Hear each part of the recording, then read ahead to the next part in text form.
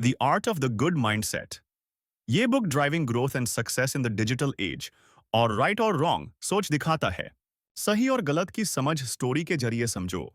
Disclaimer, संक्षिप्त विवरण। यह पुस्तक जीपीटी, जनरेटिव एआई की शक्ति और मानव मन की सोच प्रक्रिया को गहराई से समझने का प्रयास है।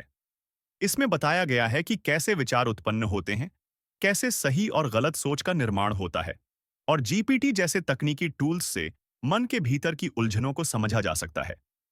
यह पुस्तक आत्मनिरीक्षण, मनोविज्ञान और आधुनिक टेक्नोलॉजी के बीच एक पुल है। डिस्क्लेमर, अस्वीकरण। यह पुस्तक केवल शैक्षिक और आत्मविकास हेतु है।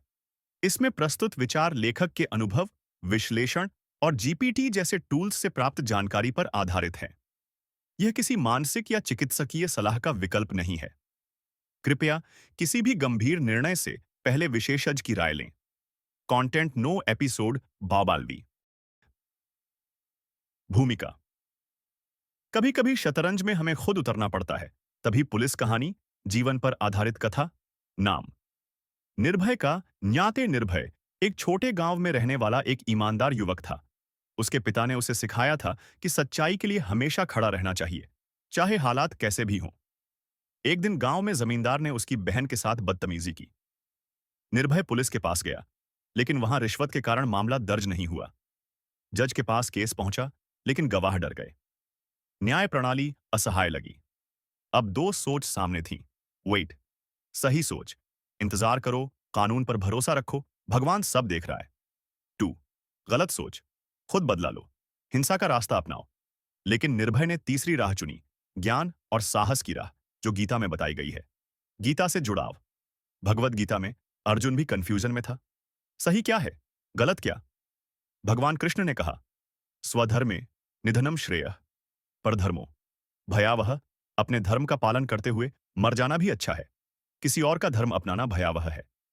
निर्भय ने न्याय को अपना धर्म माना। उसने क्या किया?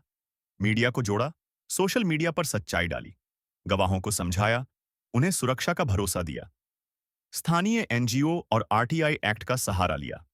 अंततः न्याय मिला, जमींदार जेल गया। निष्कर्ष, डीप एनालिसिस। सही सोच क्या है? धैर्य रखना, लेकिन निष्क्रिय नहीं रहना। गीता की तरह कर्म करो, फल की चिंता मत करो। जब व्यवस्था सो जाए तो अपने अंदर का अर्जुन जगाओ। गलत सोच क्या है? भावनाओं में बहकर गलत कदम उठाना, कानून को हाथ में लेना, जिससे आप भी अपराधी बन जाते हो।